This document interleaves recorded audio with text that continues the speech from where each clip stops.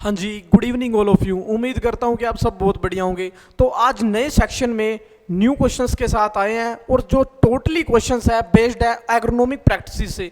तो डिस्कस करते हैं क्वेश्चंस को वन बाय वन। हाँ जी, अगर बात करें फर्स्ट क्वेश्चन की, second dose of fertilizer for green fodder bajra is to be provided to crop after how many weeks.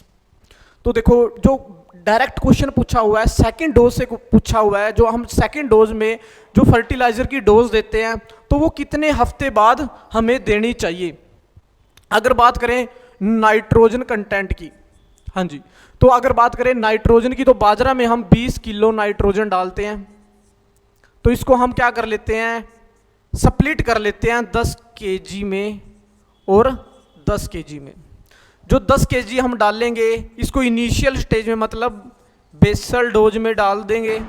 जो 10 केजी बचेगी इसको हम कब डालते हैं, 3 हफ्ते बाद डालते हैं जी। तो ध्यान रखना है, जो सेकंड डोज होगी उसको हम कब डालते हैं, 3 हफ्ते बाद डालते हैं, जब बेसिकली जो क्रॉप होगी 10 से 15 सेंटीमीटर की हाइट तक हो जाती है। तो आंसर सेकंड डोज से आया हुआ है, तो सेकंड डोज से जो आंसर रहेगा वो रहेगा आंसर बी। तो 3 वीक्स आफ्टर शोइंग। अगर बढ़े नेक्स्ट क्वेश्चन की तरफ, harvesting of the green fodder bajra is done.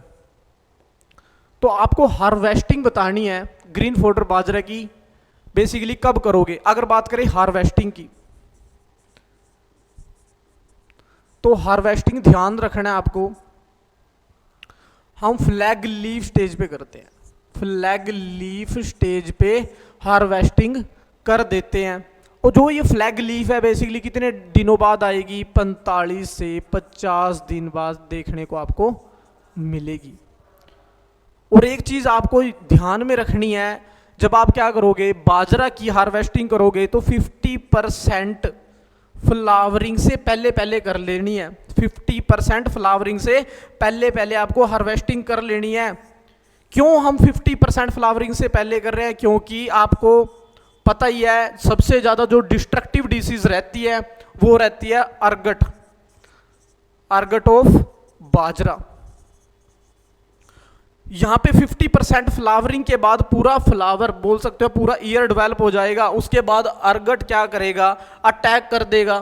Ergot attack करेगा तो आप बाजरा का यूज किसके लिए पर्पस से कर रहे हो, फोडर पर्पस से। फोडर पर्पस का यूज एनिमल्स को करवाओगे तो आपको पता ही है अर्गट में जो बेसिकली होता क्या, एनिमल्स को फीड कराने से अबॉर्शन की स्थिति आ जाती है। एनिमल्स में किसकी सिचुएशन आ जाती है, अबॉर्शन की सिचुएशन देखने को मिलती है। तो यहाँ पे डायरेक्ट जो सेकंड क्वेश्चन दिया हुआ है, हार्वेस्टिंग कब करोगे, तो फ्लैग लीफ स्टेज पे कर दोगे और 45 से 55 दिनों में हम बेसिकली हार्वेस्टिंग करते हैं। तो जो आंसर होगा वो होगा बोथ ए एंड बी। अगर बढ़े नेक्स्ट क्वेश्चन की तरफ, अगर अभी तक आपने टेस्ट माफी ऐप को नहीं डाउनलोड किया तो जल्दी जल्दी से ऐप स्टोर से टेस्ट माफी ऐप को डाउनलोड कर लीजिए, क्योंकि टेस्ट माफी ऐप पे ही आपको पूरा एडीओ का बैच प्रोवाइड होगा। अगर कोई भी बैच के प्रति आपको कुछ इंक्वायरी चाहिए तो 75 975 000 75 पे कॉन्टैक्ट कर सकते हैं। तो देखो, एक फायदा है अपने बैच का, जो आपको एग्रोनॉमिक प्रैक्टिसेस आपको पूरे के पूरे क्या होंगे, एक नोट्स की फॉर्म में प्रोवाइड करा दिए जाएंगे। उतनी ही चीज आपको अवेलेबल करा रही है जो आपको डायरेक्ट पढ़नी है, उसमें कुछ भी एक्स्ट्रा कंटेंट नहीं है। अगर बढ़े नेक्स्ट थर्ड क्वेश्चन की तरफ, time of sowing of multi cut sorghum. Time of sowing multi cut sorghum. अब यहां से मल्टी कट सोरगम से क्वेश्चन आया है, तो अब ध्यान रखना है, हम पढ़ते हैं सिंगल कट को, सिंगल कट सोरगम को भी पढ़ते हैं और पढ़ते हैं मल्टी कट सोरगम को भी। अब सिंगल कट सोरगम और मल्टी कट सोरगम में डिफरेंस बहुत ज्यादा है। शोइंग टाइम का डिफरेंस देखने को मिलेगा, फर्टिलाइजर डोज का आपको डिफरेंस देखने को मिलेगा, बट जो क्वेश्चन आया हुआ है टाइम ऑफ शोइंग से आया हुआ है मल्टी कट सोरगम। अगर बात करें मल्टी कट सोरगम की, तो मल्टी कट सोरगम का टाइम रहता है last week of April to end of May. तो ये क्या रहेगा time period multi cut sorghum का रहेगा। अगर बात करें सिंगल कट सोरगम की, तो सिंगल कट सोरगम को हमने 2 टाइम ऑफ शोइंग से पढ़ा था, मेन फोल्डर पर्पज से, मेन फोल्डर पर्पज से। अब ये जो मेन फोल्डर पर्पज है, इस कौन सा पर्पज था, अर्ली शोइंग, तो ध्यान रखना है अर्ली शोइंग पर्पज था। और एक रहेगा ऑप्टिमम टाइम, ऑप्टिमम टाइम। अगर बात करें जो मेन फोल्डर पर्पस है, अगर हमें मेन फोल्डर की पर्पस करना है, शोइंग करना है अर्ली शोइंग में, तो कौन सा आंसर होगा, मिड मार्च। तो ध्यान रखना है अर्ली शोइंग करनी है आपको, ठीक है जी। सोरगम की तो कौन सा होगा, मिड मार्च शोइंग टाइम होगा। अगर डायरेक्ट ऑप्टिमम टाइम से क्वेश्चन आ जाए, फिर किस पे जाना है आपको, मिड जून टू मिड जुलाई। अगर क्वेश्चन आ जाए मल्टी कट से, तो आंसर रहेगा last week of April to end of May. यहां से 3 टाइम ऑफ शोइंग आएंगे, सिंगल से भी मल्टी कट से भी। सिंगल में हमने डिस्कस कर लिया मेन फोल्डर अर्ली शोइंग से, और डायरेक्ट ऑप्टिमम शोइंग टाइम क्या रहेगा, और मल्टी कट का जो रहेगा last week of April to end of May. हाँ जी, अगर बढ़े नेक्स्ट क्वेश्चन की तरफ, which variety of bajra is exclusively meant for the fodder production. तो बेसिकली एक ही वैरायटी है जो exclusively meant for fodder production से है, वो है FBC 16। तो इस चीज का भी आपको थोड़ा ध्यान रखना है। हाँ जी, अगर बढ़े नेक्स्ट क्वेश्चन की तरफ, subsequently cutting can be taken after an interval of how many days in multi cut sorghum. अगर बात करें हार्वेस्टिंग की, ठीक है जी, हार्वेस्टिंग की अगर बात करें, तो हार्वेस्टिंग के बाद जो नेक्स्ट कटिंग हम लेते हैं, वो कितने दिनों बाद तैयार हो जाती है। हार्वेस्टिंग पे कटिंग कर दोगे, जो नेक्स्ट कटिंग के लिए जो तैयार होगी, ठीक है जी, जो नेक्स्ट कटिंग के लिए तैयार होगी तो कितने दिनों में तैयार होती है, तो ध्यान रखना है 35 से 40 दिनों में बेसिकली तैयार हो जाती है जी, multi cut sorghum fodder purpose से। हाँ जी, अगर बढ़ते हैं नेक्स्ट क्वेश्चन से, at which stage for crop has high digestibility and also escape the attack of ergot of bajra, है ना, अर्गट डिसीज। तो अभी अभी जस्ट मैंने बताया था, अगर आप क्या कर रहे हो 50% फ्लावरिंग से पहले एनिमल्स को क्या कर रहे हो, फीड अप करा रहे हो, एनिमल को क्या करा रहे हो, फीड अप करवा रहे हो, तो आप किस चीज से बच सकते हो, एस्केप किस चीज का हो जाएगा, अर्गट डिसीज का। तो ध्यान रखना है अर्गट डिसीज का क्या हो जाएगा, एस्केप देखने को आपको मिलेगा। तो यहाँ पे कितने % फ्लावरिंग पे शोइंग कर, आप बेसिकली आपको अटैक बचोगे आप 50% फ्लावरिंग पे, अगर आप पहले खिला रहे हो तो आपको एस्केप देखने को मिलेगा अर्गट डिसीज का। तो इससे फायदा एक ये भी होता है कि अटैक तो होगा ही होगा, ठीक है जी, एस्केप से तो आप क्या बचोगे, अटैक से तो बच ही जाओगे, अर्गट डिसीज के साथ में 50% फ्लावरिंग से पहले खिलाने से फायदा क्या होता है, जो ग्रीन फोल्डर में क्या होता है, डाइजेस्टिबिलिटी भी ज़्यादा रहती है जी, ये चीज़ भी ध्यान रखना है। ग्रीन फोल्डर पर्पस में मॉइस्चर कंटेंट भी ज़्यादा होगा, डाइजेस्टिबिलिटी भी ज़्यादा होगी। अगर एडीओ के बैच के रिगार्डिंग कोई भी जानकारी लेनी है तो 75 975 000 75 पे ले सकते हो। टेस्ट माफी ऐप पे जाके पूरे बैच को आप ज्वाइन कर सकते हो। पूरा का पूरे बैच में आपको एडीओ प्रैक्टिसेस प्लस आईसीआर का डाटा करवाया हुआ है जी, ध्यान रखना है इस बात को।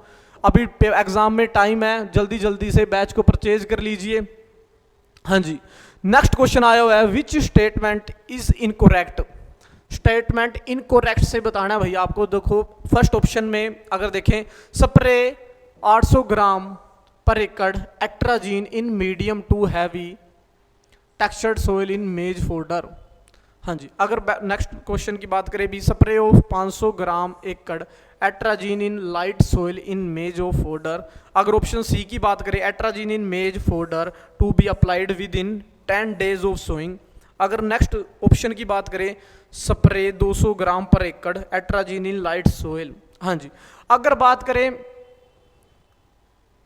हाँ जी, अगर बात करें जो बेसिकली हम क्या करते हैं, एट्राजीन का यूज करते हैं, तो ध्यान रखना है एट्राजीन का यूज करते हैं तो हैवी सोइल में। अगर पूछ ले जाए हैवी सोयल में, तो हैवी सोयल में हम क्या करते हैं, ज़्यादा डोज लेते हैं। तो डोज कितनी लेंगे, 800 ग्राम पर एकड़ रहती है। अगर लाइट सोयल हो, हाँ जी, तो अगर लाइट सोयल हो तो वही डोज को हम घटा के कितनी कर देते हैं, 500 ग्राम कर देते हैं। और जो ही बेसिकली एट्राजीन हम डालेंगे तो कितने डेज बाद डालते हैं, ये डेज आप शोइंग के जस्ट 10 दिन बाद आपको क्या करना है, डालना है।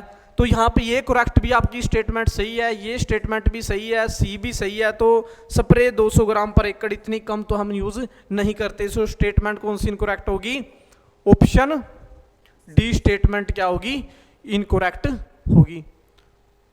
हाँ जी, अगर नेक्स्ट क्वेश्चन की बात करें, ergot of bajra can be controlled by, अगर बात करें अर्गट ऑफ बाजरा, अब यहां पे जो समझने वाली थोड़ी सी बात है, अर्गट बाजरा को आपको कंट्रोल करना है। ऑप्शन तो आपको देख लिए होंगे आपने, 50% salt solution, 10% salt solution, 5% salt solution, 20% salt solution. तो अर्गट को आपको कंट्रोल करना है, थोड़ा सा आपको सिम्टम्स पे ध्यान देना पड़ेगा। सिम्टम्स में होता क्या है, ईयर्स पे फॉर्मेशन होती है हनी लाइक पिंकिश लिक्विड की, ध्यान रखना है, हनी लाइक चिपचिपा पदार्थ इकट्ठा हो जाता है ईयर पे। किस पे फॉर्मेशन होगी, ईयर पे फॉर्मेशन होगी। अब लेट क्या, ये अर्ली सिम्टम्स पे होंगे, क्या बेसिकली क्या से होते हैं, अर्ली सिम्टम्स होते हैं। अब लेट थोड़े टाइम बाद अगर बेसिकली बात करें लेट सिम्टम्स कैसे होंगे, अब यही जो हनी लाइक पिंकिश लिक्विड था ये किस में चेंज हो जाता है, ब्लैक स्क्लेरोटिया में चेंज हो जाएगा, ब्लैक स्क्लेरोटिया में चेंज हो जाएगा। अब ये जो ब्लैक स्क्लेरोटिया होता है ये ध्यान रखना है बहुत लाइट होता है, कैसे होता है, लाइट वेट होता है। क्या होता है ये, लाइट वेट होगा। इसकी हमें क्या करना है, अर्गट ऑफ बाजरा के क्या करना है, कंट्रोल करना। तो आप कैसे कर सकते हो, 10% आपको क्या लेना है, साल्ट सोल्यूशन लेना है। तो एक चीज़ का ध्यान रखना है, अगर आईसीआर के डाटा की बात करेंगे तो आईसीआर में हम पढ़ते हैं तो 20% साल्ट सोल्यूशन, बट आपको एग्जाम में जो क्वेश्चन आएगा एग्रोनॉमिक प्रैक्टिस से आएगा तो वहाँ पे जो साल्ट सोल्यूशन लेना है वो लेना है 10% साल्ट सोल्यूशन लेना है आपको। अब यहाँ पे हम क्या करेंगे, सीड्स को क्या करेंगे, डिप कर देंगे। अब डिप होके जो सीड्स बेसिकली, अब स्क्लेरोटिया था कहाँ पे है, सीड्स पे है, तो ये लाइट वेट होने के कारण क्या करेगा, अपर सरफेस पे फ्लोट करेगा। जो अपर सरफेस पे फ्लोट होने के कारण हम इसको क्या करेंगे, निकाल देंगे। ठीक है जी। तो यहाँ पे जो साल्ट सोल्यूशन का हम यूज करते हैं वो साल्ट सोल्यूशन का लेंगे, हम यूज करते हैं 10% साल्ट सोल्यूशन का यूज करते हैं। तो आंसर क्या होगा, 10% साल्ट सोल्यूशन। अगर बढ़े नेक्स्ट क्वेश्चन की तरफ, correct crop rotation of maize fodder crop, जी हाँ, correct crop rotation of maize fodder crop. अगर फर्स्ट बात करें ऑप्शन की, मेज, वीट, बार्ले, पोटैटो, बरसीम, तो बेसिकली ये तो रहेगी इनकोरेक्ट। मेज, पोटैटो प्लस तोरिया, सनफ्लावर, नहीं, ये भी क्या रहेगी, इनकोरेक्ट रहेगी। मेज, बरसीम, बाजरा, मेज प्लस काउपी, ठीक है जी। तो देखो मेज के बाद आप क्या ग्रो कर सकते हो, बरसीम भी ग्रो कर सकते हो, नेक्स्ट फिर क्या कर सकते हो, बाजरा, ठीक है जी। अगर मेज के साथ आप और क्या कर सकते हो, काउपी को भी क्या कर सकते हो, ग्रो कर सकते हो। तो याद रखना इंटरक्रॉपिंग में मेज के साथ आप क्या काउपी की भी कर सकते हो या मिक्सिंग क्रॉपिंग भी कर सकते हो आप। तो आंसर क्या रहेगा, ऑप्शन सी आंसर करेक्ट होगा। अगर अभी तक आपने ऐप बैच को परचेज नहीं किया है तो बैच परचेज होगा टेस्ट माफिया ऐप पे, ऐप स्टोर पे अवेलेबल है, जल्दी जल्दी से डाउनलोड कीजिए। एग्जाम होगा भाई लेट, बहुत ज़्यादा एग्जाम अभी लेट है, तो भाई जल्दी जल्दी से अपने पैकेज प्रैक्टिस एंड आईसीआर के डाटा को पूरी डिटेल में अगर पढ़ना है तो ऐप को आपको डाउनलोड करना ही पड़ेगा। अगर कुछ भी बैच के रिगार्डिंग कुछ भी जानकारी चाहिए तो व्हाट्सअप नंबर है 7597500075, व्हाट्सअप और कॉल भी कर सकते हो आप। अगर बड़े नेक्स्ट क्वेश्चन की तरफ, 10th क्वेश्चन है, which variety of bajra 50% flowering occurs after 73 days.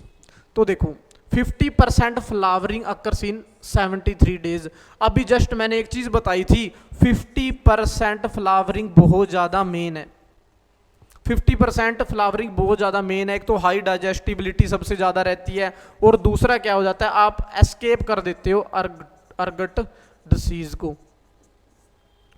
अब बेसिकली क्या, जल्दी कम दिनों में 50% फ्लावरिंग आ रही है, तो बेसिकली वैरायटी सुपीरियर तो है ही है।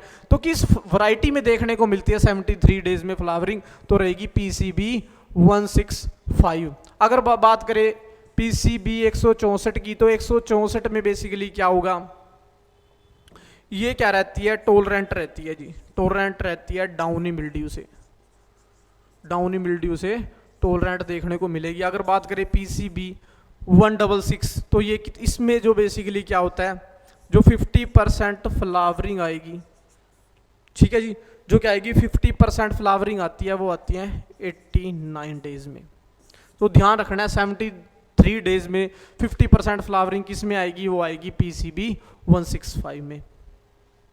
हाँ जी, तो आज के सेशन में हमने 10 क्वेश्चंस को डिस्कस किया। सारे के सारे जो क्वेश्चंस थे एग्रोनॉमी प्रैक्टिसेस पे बेस्ड थे। मिलते हैं नेक्स्ट सेशन में नए क्वेश्चंस के साथ। Thank you.